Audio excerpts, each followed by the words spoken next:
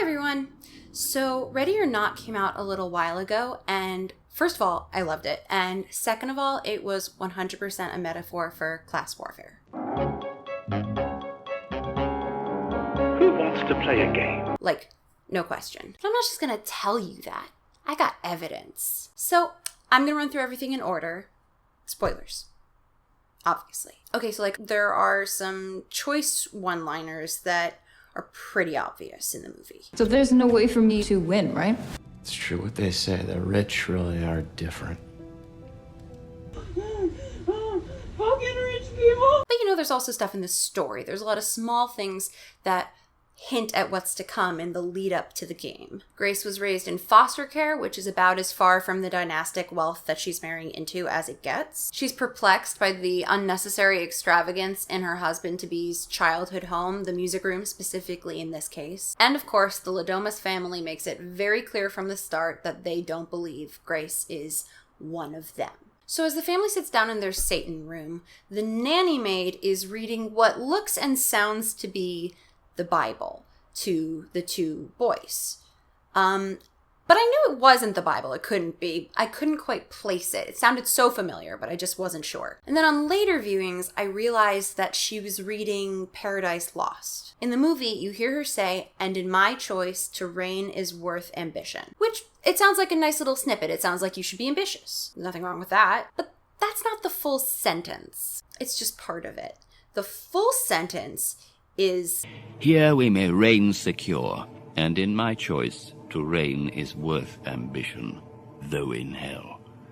Better to reign in hell than serve in heaven." Yep, it's the first half of that well-known quote. And obviously the Ladomas family follows this line of thinking to the extreme and literal sense. When the game begins, it's clear that the deck is stacked against Grace, so to speak.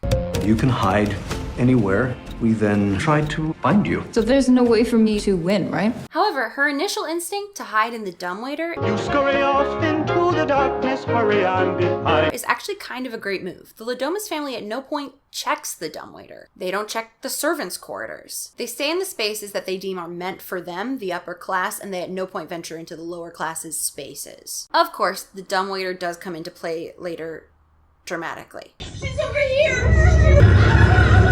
I didn't mean to rhyme. One of the maids, herself a member of the lower class, thought it would be a good idea to hide in there as well. It serves her all right until she attempts to betray Grace. And boy howdy, the instruments of the lower class do not appreciate a class traitor. Essentially, this is what literally happens. In an effort to betray her own class, she is crushed by the tools of the lower class.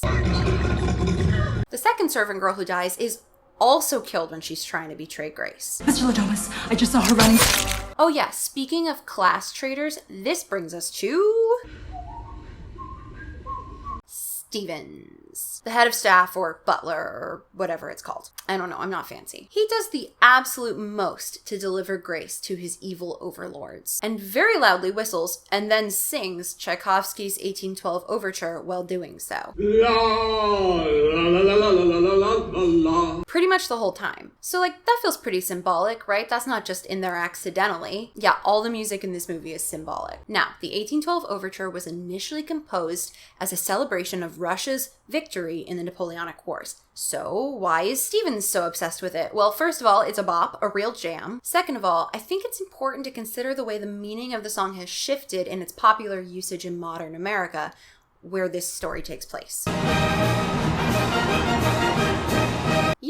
During the 4th of July, when we celebrate our revolution against an oppressive, powerful, distant, ruling class. I mean, government. Slip of the tongue. My bad. That's not the only symbolic song on the soundtrack here, though, just to be clear. Let's look at our wedding jam, Unchained Melody. I can't believe that in half an hour, I will be a part of the Ladomas gaming dynasty empire. Dominion. We prefer Dominion. So Unchained Melody, their wedding song, is so named because it comes from the 1955 prison break movie Unchained. A long, lonely time.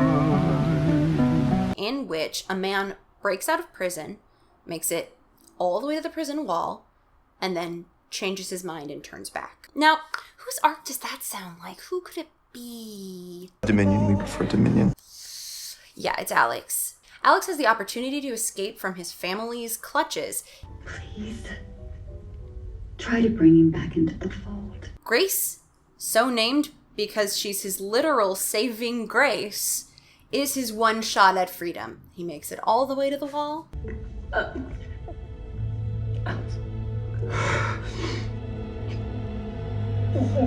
She's in here!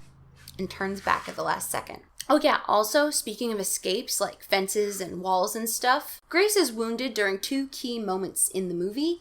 Once on her hands and once on her back. You know, 2 well-established symbols of working class labor. Injured by the ignorant new generation wielding his mother's weapon, and by the literal divider between rich and poor, respectively.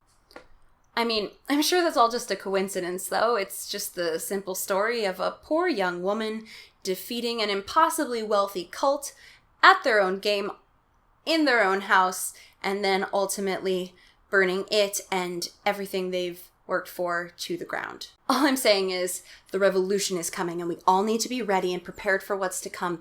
Also, Baal, spelled B-A-A-L, is a demon from 17th century occult writings, in which he is the king of hell. But I'm sure that has nothing to do with Mr. LaBelle or his gambit at all.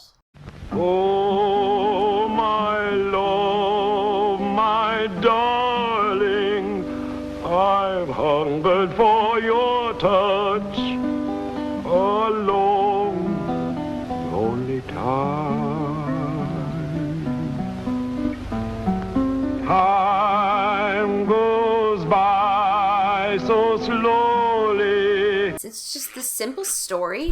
Oh my God, baby.